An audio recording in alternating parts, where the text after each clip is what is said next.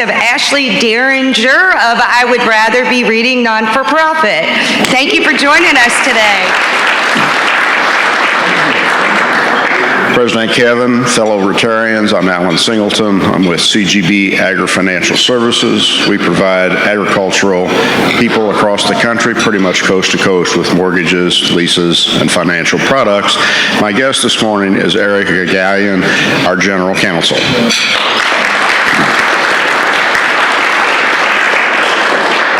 President Kevin and fellow Rotarians, I'm Lori Flannery with New Directions, and my special guest today is the board chair of New Directions and a Louisville real estate professional, Zach Wedding.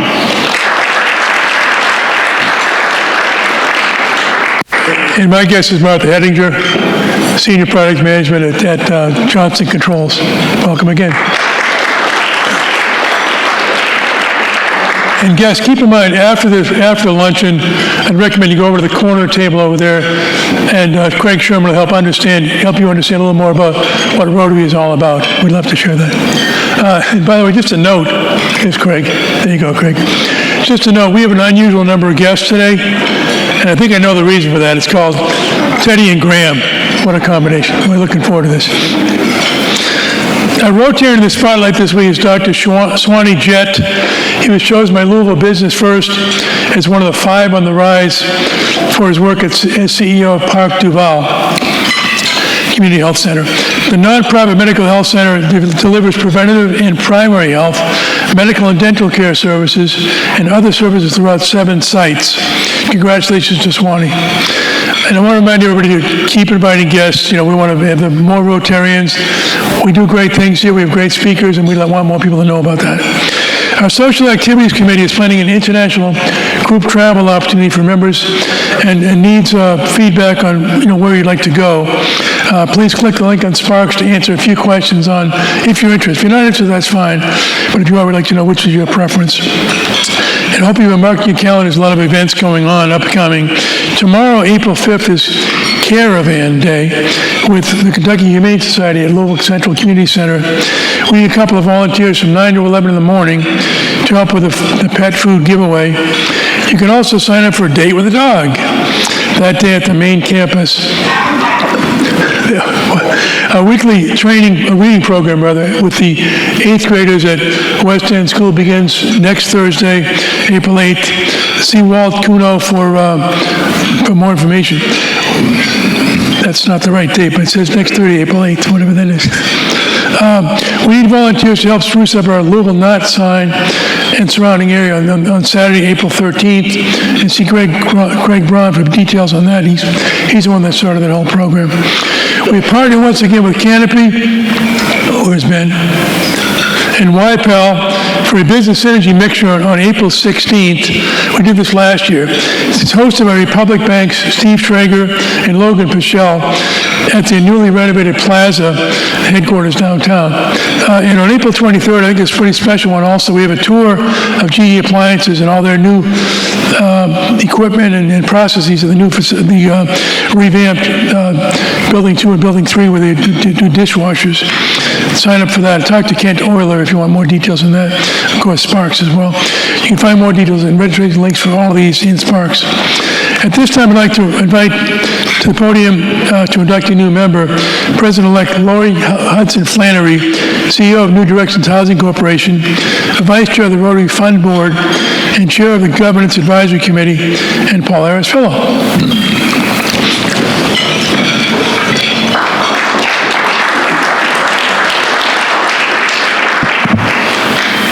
Thank you, President Kevin.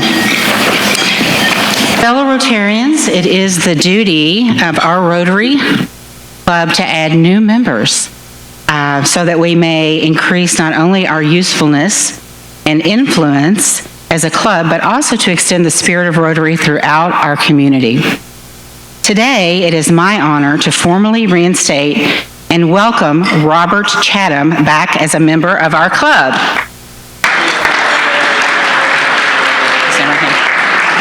Thank you, Robert. So I'm going to give you this pen now, but then I'm going to ask you to stand in front of your peers and talk a little bit about the induction, and then I will induct you, and then I will ask you to continue standing until I finish introducing you. And then when I say back to you, President Kevin, you can take your seat back again, okay? These are the rules. I'm untrainable, you know that. I've been told. That's why, no, I'm kidding. Okay, so Robert, you have been elected to membership in this club because we believe you to be a worthy representative of your calling and to possess qualities that will permit you to exemplify in your public, business, social, and private life the true spirit of Rotary. You have been admitted not only to the Rotary Club of Louisville, but to a worldwide organization of more than 46,000 clubs. And by virtue of your membership in this club, you will be welcomed into the fellowship of any Rotary club in the world.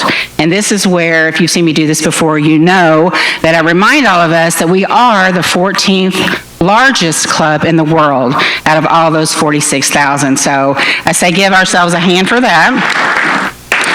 Rotary membership adds value to those who engage, whether by attending meetings and events, participating in service projects, or sharing your knowledge and talents as we carry out the principles of Rotary into the community. So Robert, accepting this pin, I now formally induct you as a member of the Rotary Club of Louisville. Accept, I assume. Of course. All right. Okay. So this is the introduction part. Robert Chatham is a professional engineer and owner of Chatham Energy Consulting, LLC. He has over 30 years' experience in the power industry. He was instrumental in growing a $4 billion domestic and international energy business, including $200 million in renewables. He has a working knowledge of domestic and international power plants and electric distribution systems, with specific experience in conducting due diligence on power purchase agreements, siting, licensing, engineering, procurement, construction, and interconnect tie-in. He also has experience in all phases of U.S. power plant financing, with a focus on getting projects developed and constructed by identifying project feasibility and developer-investor risk. Robert is the past president, 2021-2022, for the Rotary Club of San Rafael, and assistant district governor for District 5150 for the years 2023 and 2024. From 2013 to 2017, Robert was a member of our club here in Louisville, serving as vice chair for both the projects and international service committees. Robert is happily married to Karen Chatham, who is with us here today, and thank you for joining us. We welcome you, Robert, as a member of the Rotary Club to Louisville, and back to President Kevin.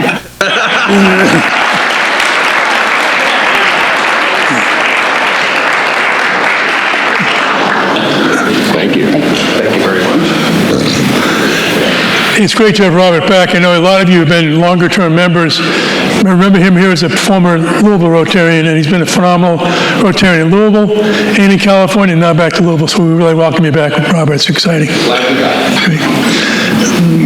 And I want at this time to invite to the podium Paula Harshaw to introduce our speaker. She's a member of the 1912 Society and a major donor. I want to mention first, though, that Paula, my wife and I have been going to this thing called the Pops, Pop series in Louisville with the Louisville Orchestra. We've been going, I think, since it started. I mean, it's many years we've been going now. And that wouldn't be happening but for Frank and Paula, who sponsor that series. And it's really, in fact, this Saturday night they have a mariachi band along with the orchestra.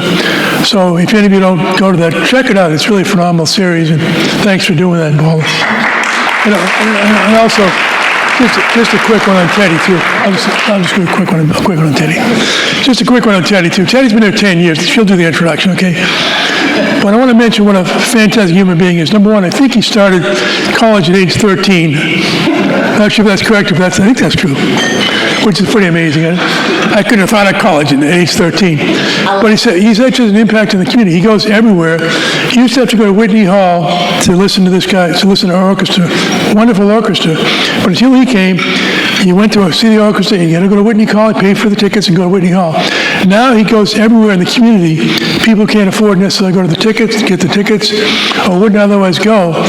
Music is spreading around our community. The good news is also it's going to be spreading around the state pretty soon. They'll talk more about that. Just want to mention what a wonderful human being that Teddy is, and I want to welcome Graham with his phenomenal background as well. Appreciate it.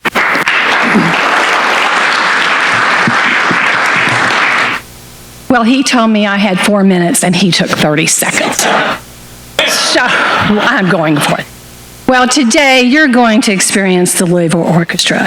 Since 1937, the Louisville Orchestra has been the mainstay of the arts, and it began with very innovative program and was known for its international acclaim. But by 2011, maybe the time of the Troubles, both the National Public Radio and the New York Times highlighted articles about our financial stability. But today, I am going to tell you the Louisville Orchestra, your Louisville Orchestra, is viable, energetic, influential, and much admired. The pride of Louisville. So just to highlight a few accomplishments, 2024, winning the Grammy. 2023,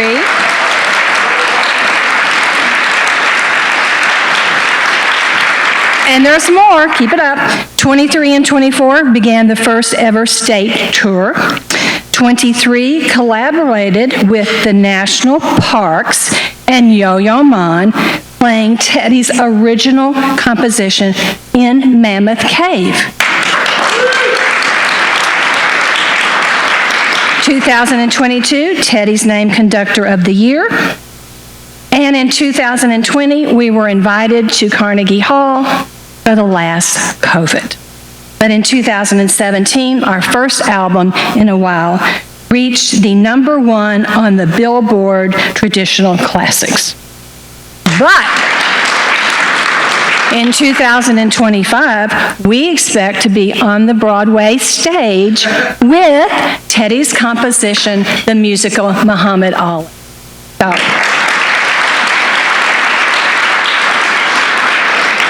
So how do you successfully lead an orchestra into the 21st century? How do you serve your current patrons now and in the future? Well, it takes leadership. So it takes leadership and continuous innovation, the capacity to translate the vision into reality. And fortunately, we have the dynamic duo of Graham and Teddy. So Graham, as our Chief Executive Officer, may be a new name and face for some of you. This Peabody Award-winning executive with over 20 years of leadership has had an unrivaled resume in the terms of success. He came to Louisville from Decca Records, where he oversaw the largest classical music media company in the U.S., dominating the market share. But Graham had a strong bond to the Louisville Orchestra and to Teddy before his arrival here as Chief Executive Officer. In his role of president of Decca Records, he signed Teddy and the Louisville Orchestra to 2 albums, the first in many, many years. And the first one actually was, again, #1 on the Billboard for classical music. So he's produced, and then The Order of the Nature with our own James. He's born in England, just in case you don't recognize his accent. He arrived in 1995, and this is an interesting tidbit. He is an ordained interfaith minister, the real type, not the internet, which I think explains why he's such a nice. But now Teddy, I don't know that we need to do introduction because he needs to get up here and speak. But when he was appointed, just a reminder, when he was appointed in 2014 at the age of 27, he became the youngest director of a large metropolitan orchestra in the country. Now, we knew he would break the mode of the traditional conductor based on his past experience. But in reflection, the board probably should have asked if he could drive a car, because Teddy took it literally to the streets. Teddy, on his bicycle and his keyboard, embedded himself into the community. He traveled all over Louisville, and he embraced all types of music. He became the maestro of the people. He's been a galvanizing force behind the orchestra's artistic renewal, a versatile musician, an acclaimed conductor, remember, Conductor of the Year, composer, remember, he's gotten 2 awards with Dave and whatever, and the Grammy. So what else can I say but to let him speak? But I do want to tell you as a PS, he now has a driver's license and he has a car.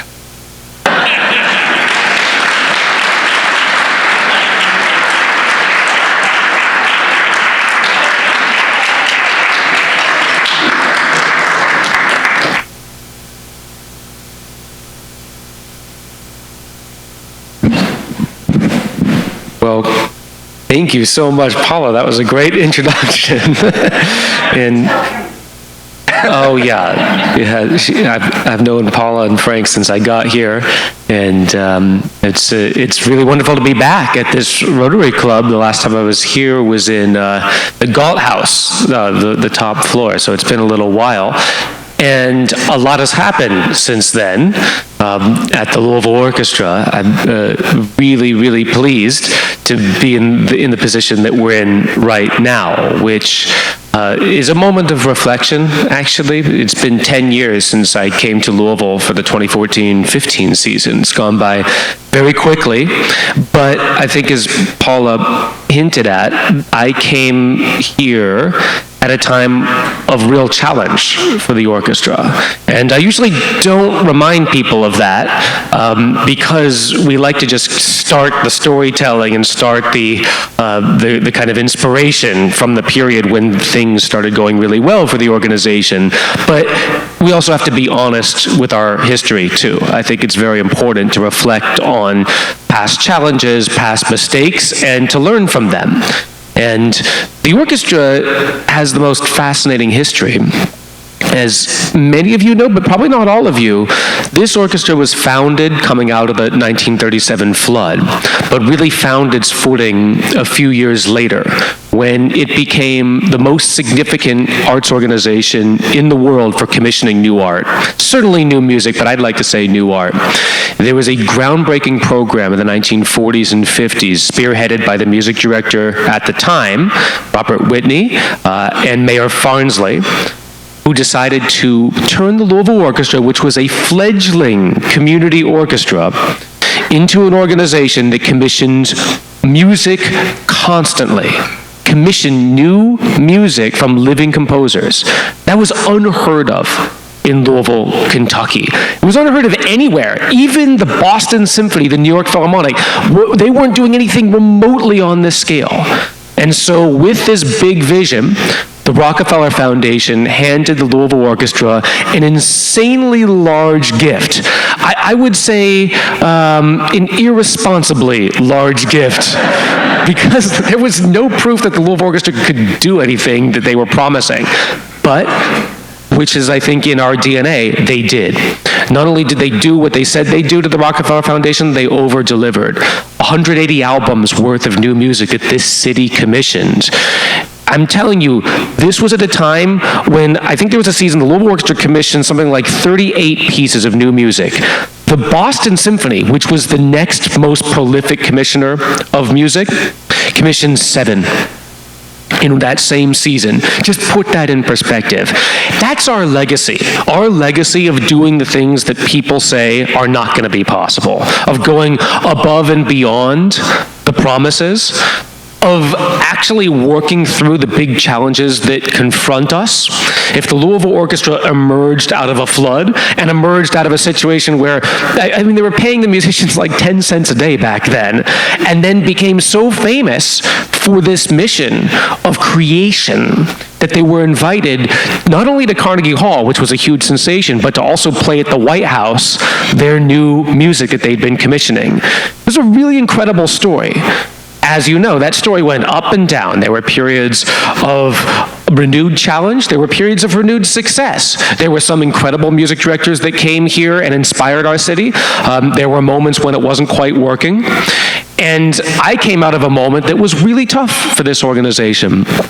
And I was tasked with doing whatever it takes to make the orchestra work. There were really no rules and parameters except for the extremely small budget that we had. That was a pretty serious parameter. It was minuscule. I mean, like we were counting the toilet paper rolls, and seriously, it was like that for a while. But one thing that I think we did right is that we didn't tell people about our problems. We told people about our vision. We told people about what we imagined the most exciting, interesting orchestra would be. And I went around and just said the Louisville Orchestra was already the most creative orchestra in the country. Honestly, we weren't at that point. But this is Louisville, Kentucky. This is the city of Muhammad Ali. And I knew one thing about Muhammad Ali, that he went around telling everybody that he was the greatest long before he was, and he manifested it. And I thought, well, if it worked for Muhammad Ali, it might just work for us. So I'm half joking, but I'm also not, because we really did just tell people that we were going to be the most creative orchestra that reached everybody in Louisville, long before we reached everybody in Louisville. But then, piece by piece, things started happening. I think maybe first became apparent that this was possible when we had the opportunity to play for Thunder. That was in 2016. And already some good things had been happening. The orchestra had been growing. We'd started an American festival that got a lot of attention. There had been a great article about us in the Wall Street Journal. But when we managed to play the soundtrack for Thunder, and I realized there were 700,000 people listening to the orchestra live, and maybe 1 million other people on TV, I thought, wait a minute, this vision for being an orchestra that reaches everyone in the community, it's not a joke. We can do this. We're going to have to think differently. We're going to have to play in different places. We're going to have to make our music available to all. We're going to have to be uncomfortable. Arts organizations don't like that at all. Arts organizations like to be comfortable. Artists sometimes like to be comfortable, but we would have to change that. And slowly but surely, those parameters all changed, and we started reaching more and more people. And that's what got us to this day. And a huge part of that happened a few years ago. Coming out of the pandemic, well, depending on how you time out the pandemic, but I would say going into the pandemic, we had a lot of really big ideas. Some of our craziest ideas, like taking the orchestra to the entire state in an effort to break down the urban-rural divide. Like maybe doing a recording that might win a Grammy. Like starting a program that involved hiring 3 full-time composers to be the only orchestra in the world that had such a thing. Those were our ideas, and suddenly the pandemic hits. We decided that that was the moment to advance our biggest vision yet. Not to slow down and take stock and be careful, but actually to zoom forward. We didn't have a very large staff. I think we had like 12 people working for the orchestra going into the pandemic. There were a lot of challenges, but we decided that that was what we wanted to do. This was our moment. Not to be scared, not to play it safe, but to say that history's given us an opportunity. And that's when this person to my right that you've just heard about walked into the Louisville Orchestra and helped us actually accomplish our vision, because a lot of our ideas were just that. They were really good ideas, I'd like to say, because they've been crafted over years of thinking and meditation and collaboration.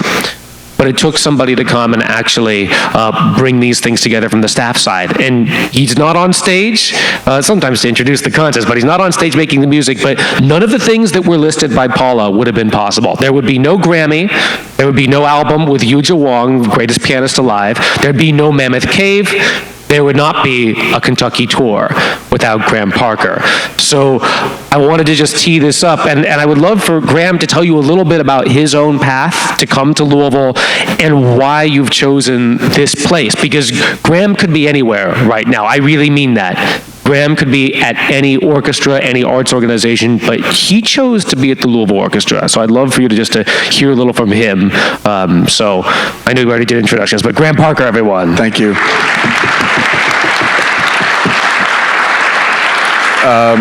Thank you, Paula, for that very generous introduction. Thank you. Before I actually address Teddy's question, I just want to give you my Rotary credibility, because I think I have some. Both my parents are Paul Harris Fellows. My father was the treasurer for Rotary International Great Britain and Ireland. He was district governor and Rotary president twice. My mother was in a wheel and a district governor and a district chairman. So I have been to... And I was just texting with my mom right before, because she's like, your father would be so proud. And I was like, well, you never invited me to speak at your Rotary club, so... And she said, well, you were never around. Classic mother. Anyway, well, here I am. It is great to be here. Thank you. Very flattering for Teddy to say what he said. The reason I'm here, I'm going to go in a slightly different order, is because of Teddy. It's very simple. I met Teddy in 2016. It was literally the day that it was announced that I was leaving running. I used to run WQXR, which is the largest classical radio station in the country. It's in New York City. I had run that for 6 years, and I was recruited by Universal Music Group to run all of their classical business in the United States. And the day the press release dropped, it was quite a day. I had to let my staff know at QXR I was leaving, and there was a lot of press attention, all this kind of stuff. And a very good mutual friend of ours called me up and said, hey man, do you need a drink? And I was like, yes. And he said, have you met Teddy? And I was like, I know the name. We haven't met yet. Don't know why. We've talked about him at the radio. Don't know why he hasn't come down yet. He goes, well, he's in town. Why don't you come meet us for a drink? So I met Teddy for a drink in New York, and I started to understand what you had all started to understand for 2 years before that.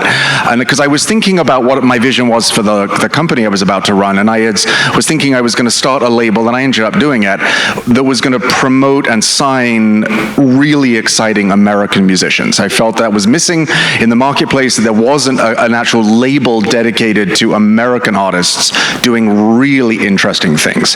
And when I started hearing about what Teddy was doing in Louisville and the Louisville Orchestra and himself, I was completely smitten. And he had me come down a few months later. I heard the orchestra live, and I sent them a contract shortly afterwards and signed the orchestra. And then I ended up signing Teddy to a deal directly as well. And we had a lot of fun, and I got to know him extremely well.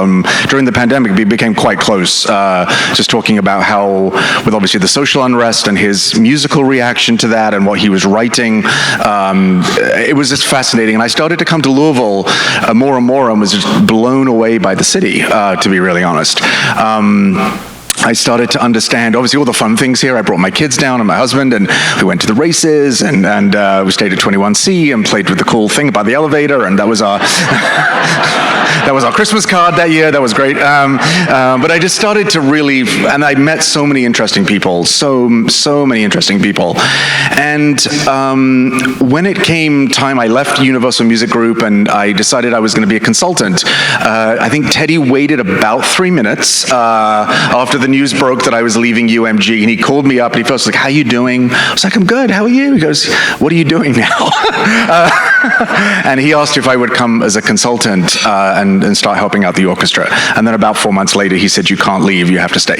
So here I am. So it really is it's about this guy as a colleague and a friend, but also as a visionary. This relationship between an artistic head and an administrative head or business head or strategic head is vital in the arts. Now, some people combine it, but it's pretty traditional for it to be two different people. But if you look at some of the great orchestras in the United States, the Chicago Symphony, the relationship between, in their heyday, of Henry Fogel and Sir George Solti, Michael Tilson Thomas and Peter Pastorick, Brent Assink, there are Deborah Border and Gustavo Dudamel. These relationships are the ways that I can be inspired by Teddy and what his vision is for the orchestra and what we can do in Louisville and Kentucky, and I can help try and bring that to life and focus it, raise money for it, get the staff motivated towards it, hopefully get the community motivated towards it. And so I can't do it without him, and I think he said he maybe can't do it without me, but he tried that for years. And it's a pretty exciting relationship. And what I've been very inspired by from being in Louisville now for a couple of years is really understanding, and I think this is where, again, Teddy is absolutely unique in his thinking as a musician, not just as the music director of this orchestra, but as an artist, that the arts must play a role in civic transformation. It must. It cannot sit on the side. It cannot wait for someone else to do it. It has to be part of the transformation of this city. And that is incredibly inspiring, certainly to me personally, but it's the right thing. It's the right thing for the arts to do. It's the role we have to play. And then when Teddy dropped, oh, let's go tour Kentucky, it's like, okay, let's do that too. And then, but you bring that same idea of, it's an easy fridge magnet phrase, let's bring community together. But no, if you actually show up in small towns where an orchestra hasn't been ever, or in 40 years, and you see the looks on an 8-year-old, 9-year-old face, or a 12-year-old trombonist who's just starting to get good at his instrument, or a grandparent that's never had the chance to bring their grandkids to an orchestra, that's the difference. That's the difference. And that's the way that the arts plays a unique and distinctive role. So it is very exciting to do this work. And I don't think it could happen in too many other cities apart from Louisville. There is something in the water here. I know that's a controversial topic, but anyway, there is something in the water here that makes, and I think it does go back to the founding, as Teddy said, that DNA lock. In 1937, a flood happens, thousands of people are homeless without jobs, there's human loss of life, business interruption. What does the civic leadership choose to do? Start an orchestra, because they knew that the recovery of the city was the arts was going to drive it. And I think that has remained central to us today. So what time is it? Yeah.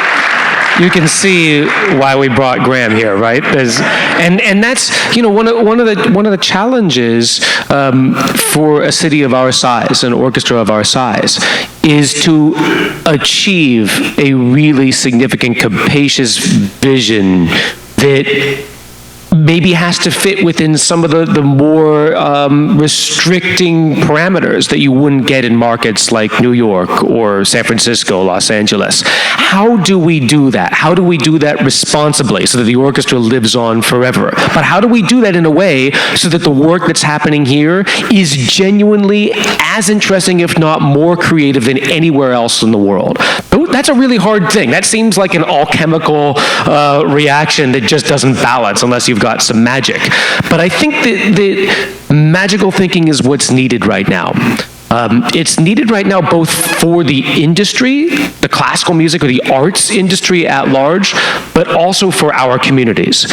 There's a sense perhaps, and maybe Louisville's a good example of this, where it feels like we often suffer one loss after another. A business leaves. There's a sense of budget shortfall. Something happens at a major beloved institution. A favorite maybe figure in town departs. Whatever it is, there's sometimes this sense that things are challenging and there isn't the glimmer of hope that we all need to give us that inspiration as a community. And to Graham's point, which is something we talk about all the time, who is going to solve that problem? You can't be any one hero that stands up. You can't ask one person to do it, not even at the very top politically. It's actually us. We had this moment in the pandemic and then coming out of it where we looked at the challenges around us, the prolonged racial tensions, the issues with feeling like our downtown maybe wasn't what it needed to be, the sense that there was kind of a cultural collapse in our city. And instead of waiting around for somebody else to fix it, that somebody else had to be us. The orchestra had to step up and do its part. There is a thin line between doing whatever it takes to make the world a better place and delusions of grandeur. I will say, I always qualify this every time. But that's the line you're supposed to be on, because that's the side of things where big dreams are actually possible and people say, go and do that.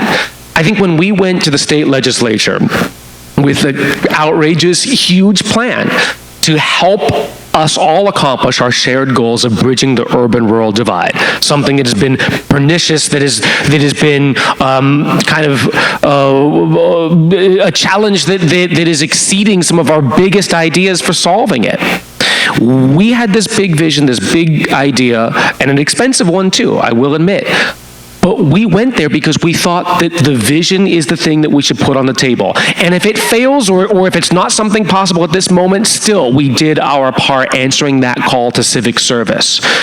In Kentucky and Louisville are places where people actually want a vision like that to happen, as we found out time and time again. And that is the reason why I've stayed. I think it's the reason why Graham's here, and I think it's why there's been international recognition for the orchestra right now, because the legislature said right then that this is worth this investment because music and culture can do this work of literally bridging divides.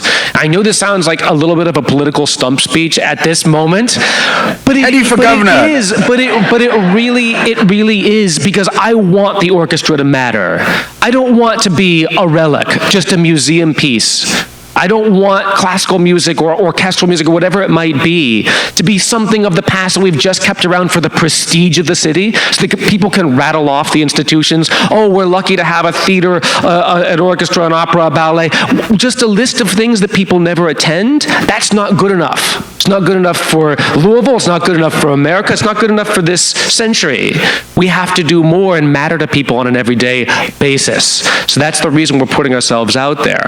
And I get really impassioned about it because I see it being possible here for once, not just like every other place where it floats along and is kept alive. That's no way to live. And so I think we actually have the chance of doing it because I'm starting to see the evidence of that. So anyway, I also want to give a huge shout out, because they're not here right now, but our musicians, my God, these musicians are not only playing their butts off every time they make music, but they are jumping into this big vision of going to Harlan and Prestonsburg and Bowling Green and Paducah and Mammoth Cave or whatever. It doesn't matter where.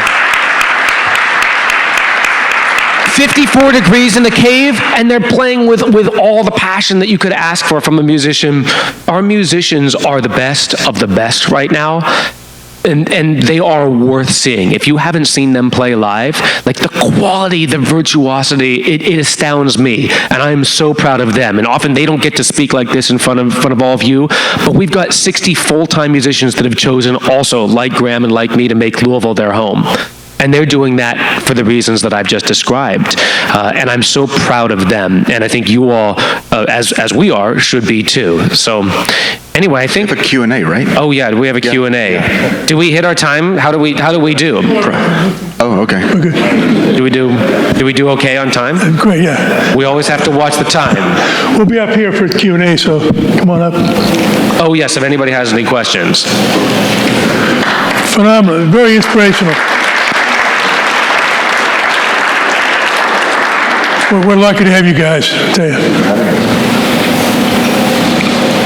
Hi, Ann Monell, longtime fan. This is so exciting. But I'm, as a mother of children who are going into the arts, I'm always concerned about that next generation. I was just wondering if you could speak to how you see the orchestra as playing a role in preparing the next generation, but also perhaps some people who might not have been exposed to orchestral music to really try to encourage more diversity in the arts. That's a fantastic question. Thank you. We have really really reinvested and doubled down and refocused our efforts to bring music into communities that have historically been left behind, and that's not okay anymore. We have got to address that. So we have made huge strides in the West End of Louisville. We bring the orchestra multiple times, the full orchestra multiple times a year free to California. We're looking to expand again next year as well. That is one pillar of our commitment. We also do a program called Once Upon an Orchestra, which is in every single Jefferson County Public Library, that we bring music and story time together, and the Library Foundation and the library themselves have told us these are the biggest circulation days, the biggest attendance days ever at the library when the orchestra shows up. We are starting a pre-K program as well for the youngest kids in our community. We've expanded our family series, and we're even thinking about making those free moving forward, because we believe that equity and equal access is the most important thing we can possibly be doing. And also the Making Music program, which maybe many of you in this room were part of when you were JCPS students. That know Henry Heiser, one of our biggest supporters of that program, is at the back, and Henry himself talks about how important that program was to him personally as he made a life in business and music and philanthropy.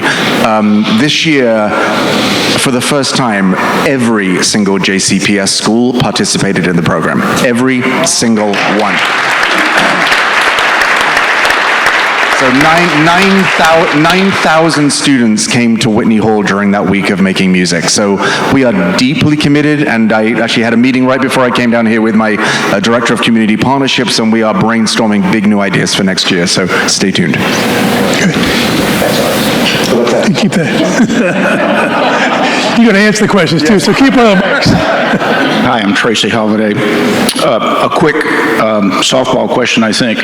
Is there a difference between a symphony and an orchestra, and if so, what? That's a good question, and frankly, I think a lot of people wonder that, and they don't know whom to ask. So you come to the right person.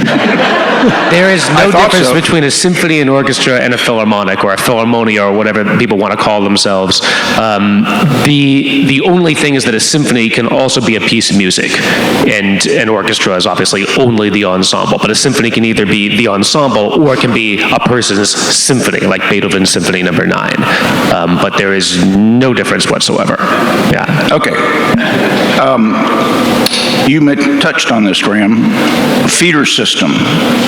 Many organizations, businesses, arts organizations are finding it hard to find high-quality people, players, musicians. We happen to be at the University Club. There is a School of Music here. So a specific part of that question would be, what's the interconnection there? And then the larger question is, do you find it difficult to find high-quality musicians? It's a great question. So we have a wonderful relationship with the University of Louisville on many levels, and it's actually grown significantly. In fact, I was just conducting the university orchestra a couple days ago. Was it yesterday? Whatever it was, the tornado day, because they shut down the campus in the middle.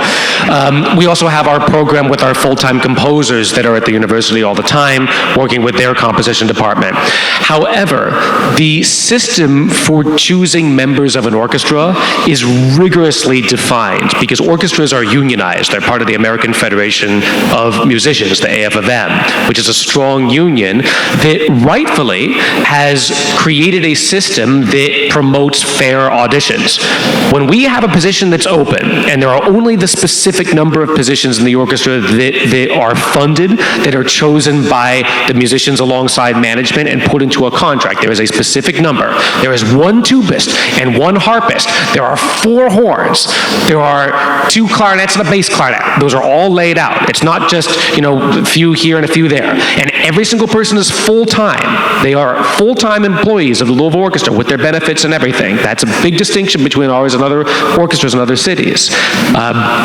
We have to hold auditions that anybody can attend, and the auditions are completely blind. We put up a big screen, and we cannot see who is auditioning. We have no idea their background, their gender, their demographic, their age, and that's very important. It means that when we get to the final round, which is the only time we can remove the screen if we so choose, we have no idea who's going to be there. So when we're choosing between the final couple of people, we just want to see some things like maybe how they move or how they might lead from their instrument.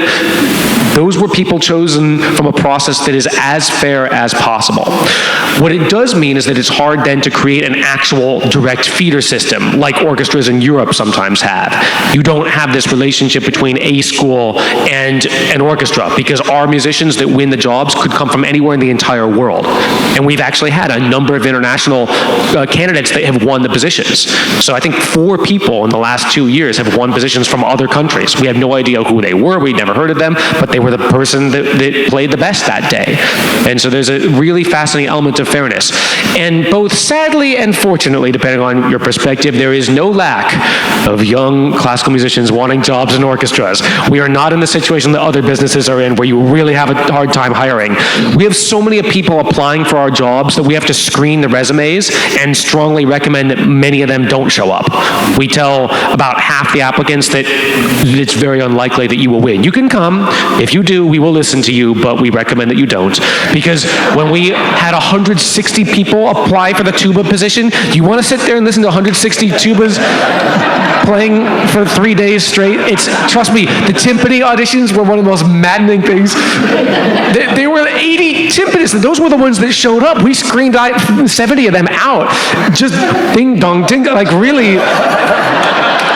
Now, I will say this, Chris Choi, who won the audition, is maybe the best timpani player in the United States right now. And he is an artist. He is an artist. It was so worth it. Did not feel like it in the moment, but it was so worth it. Come to see Chris play the timpani, it will blow your mind. Like with every stroke of the timpani, I was jokingly belittling it before, it's the most important role in the orchestra. With every stroke, he locks in the rhythm of the entire group, like the drummer in a band, but so much subtler, because you can only play when the composer's instructed you. He is an artist. It was worth it. It was worth it. Good to see you. Dan Maloney, director of the Louisville Zoo. Good to see you guys. I just want you to know, I appreciate your energy, your creativity, your audacity. And my wife and I saw the Mozart event a couple of weeks ago, and God, it was unbelievable.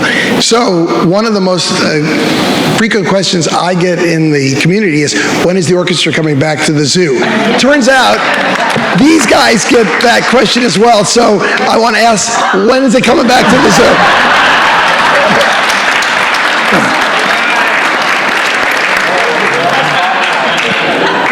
What you just witnessed was an ambush. Dan is fully aware that I have a meeting on my books to go to the zoo in a few weeks. Oh, Dan has made it very clear how much he would love to have the orchestra back for orchestra, so we are. So yes, we are working on that. Stay tuned. Stay tuned. Jeff Underhill. Teddy, a while back, you biked to the historic Starks building, vacant building, and you wanted a 30-minute tour of the property. 2 hours later, I enjoyed very much the exchange, and you said to me that you recruit to Louisville with one hand behind your back, but if the Starks building conversion happens to become an artist workplace community, you would be able to recruit with both hands. That's going to happen soon, and so I want to know one question. Are you still good on your commitment to play the grand opening of the new Starks Artist Lofts to an audience of Rotarians, including Graham's mother? All right, let's talk. Let's talk. Very excited. Congratulations, Jeff, on that too. Yeah. Tom Crimmins, I don't have an ambush like that. At the great risk of showing that I haven't been paying a whole lot of attention, I know that down the river in Owensboro, we have the National Bluegrass Hall of Fame. Have you ever collaborated with them, and have you considered doing that kind of thing? I know you do a really creative approach to symphony orchestras, but talk about that. We're working on that right now. Our hope is that Owensboro and the Hall of Fame will will be a part of our next rung of our tours. Because still, knock on wood, but it looks pretty good for the future, that the orchestra will continue its tour of every part of Kentucky. And so Owensboro is our very top priority because we want to be down there. It's an extremely musical community. Yeah, and we also played recently with Michael Cleveland as well on the last tour, and that collaboration was pretty amazing, so yeah. My name is John Bush. Thank you both for coming today. One of our best darn presidents ever, by the way. My question involves another school of music that is very close by, not the university, but over here at YPAS. And my older daughter was fortunate enough to be a vocal major / music theater performer over there. And so I was wondering, what is your all's relationship with YPAS? What do they do to help you all, and what do you all do to help them? There are a variety of things that happen each year. It's a little more on a ad hoc basis where we try and build a relationship that supports the school. So, for instance, I went and did a visit and conducted a session of the YPAS Orchestra, and then they're all going to come to the Mahler 6 concert coming up that we're playing in 2.5 weeks. So it's things like that. A number of our musicians in the orchestra also teach there and coach the students, so they're there on a regular basis. But those are going to be not only the future members of the Louisville Orchestra, but the basis of the audiences of the future. Even if they chose not to go into music, they're going to be the people that make up the most important supporters of organizations. So it's so important that we have that relationship be very, very strong. But yes, and I actually, the orchestra, I promised I'd throw them a pizza party at the last. So this is a good reminder that I have to make good on that. I have a lot of things I need to do here that you guys are reminding me. Thank you, John. Thank you for all done.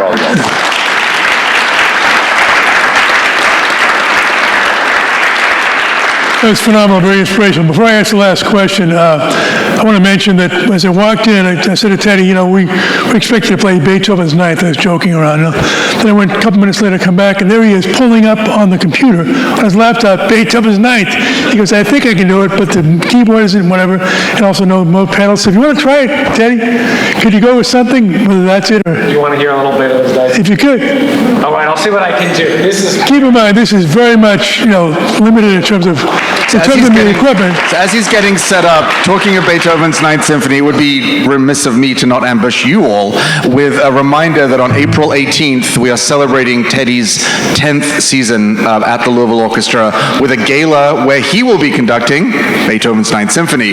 Downtown at Whitney Hall, there is a gala beforehand where we still have a few tables to sell and tickets to sell. The tickets are going extremely fast for the concert, but April 18th is a fantastic time to come and celebrate Teddy, thank Teddy for all he's done for the city, and to be in the audience for what will be a spectacular performance.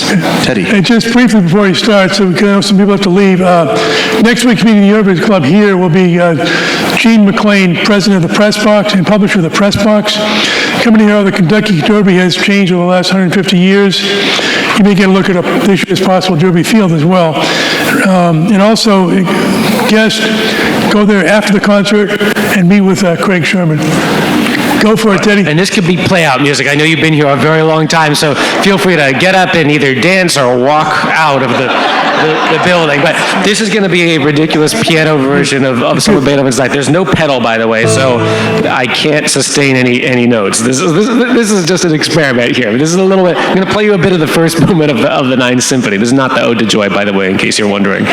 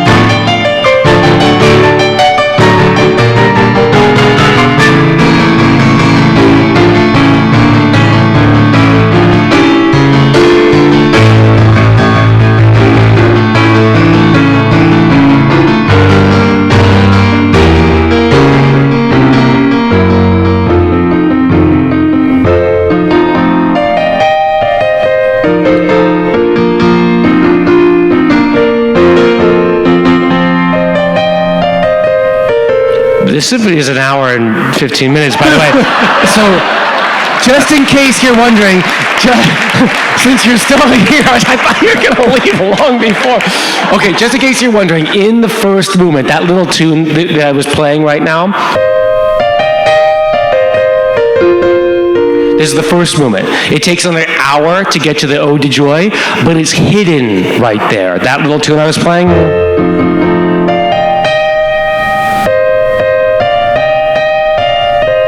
It's hidden right there, and in the winds they play. It's a little like Easter egg that Beethoven has put there, and it takes a while before you get to it. I'm just going to skip to it because I think that's what everybody imagines. And why did I choose this reduction by Franz Liszt, who was like the greatest pianist and no pedal? Okay, this is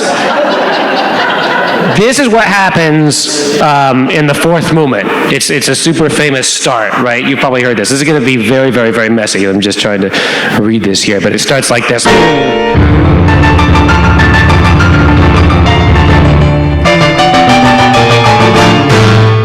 And then it starts with the cellos and basses going.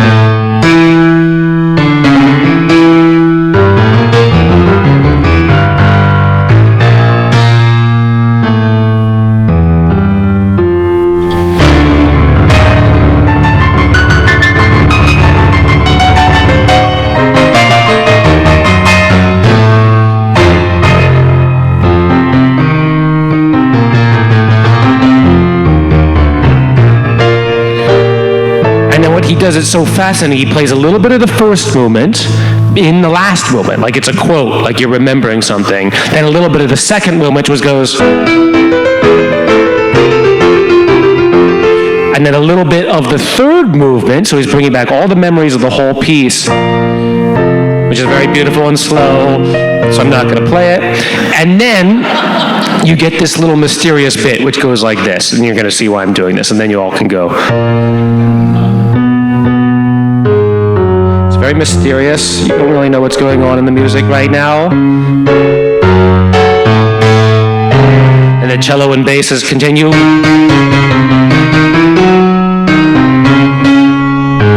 then you've been waiting almost an hour for this moment here, and you hear.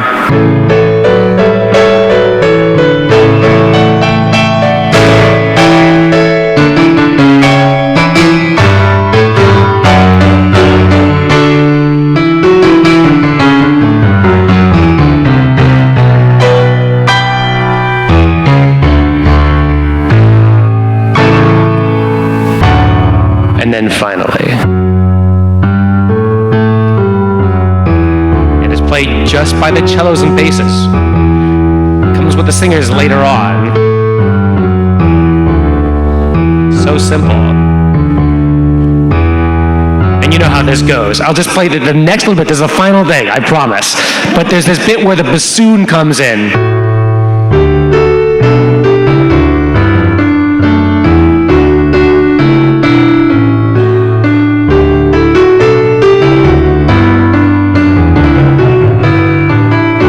That little counter melody that's played right there by the bassoon. Famously, Leonard Bernstein was conducting this in conducting class, which he went to the same school that I did. We went to the Curtis Institute of Music. And Fritz Reiner, the conducting teacher, said, "Close your score." And he said, "Sing the bassoon line." And Bernstein couldn't do it. And he got kicked out of class that day. He failed that day. However, he's the only student that ever got an A from Fritz Reiner. And of course, you know, he did pretty well for himself later on. All right, well, if you want to hear more, you're going to have to come to hear the Louisville Orchestra on the 18th. So thank you so much for having me. All right, thank you all.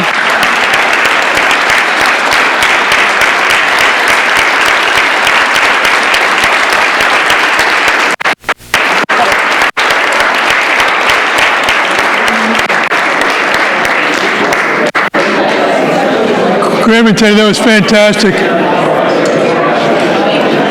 Meeting's adjourned.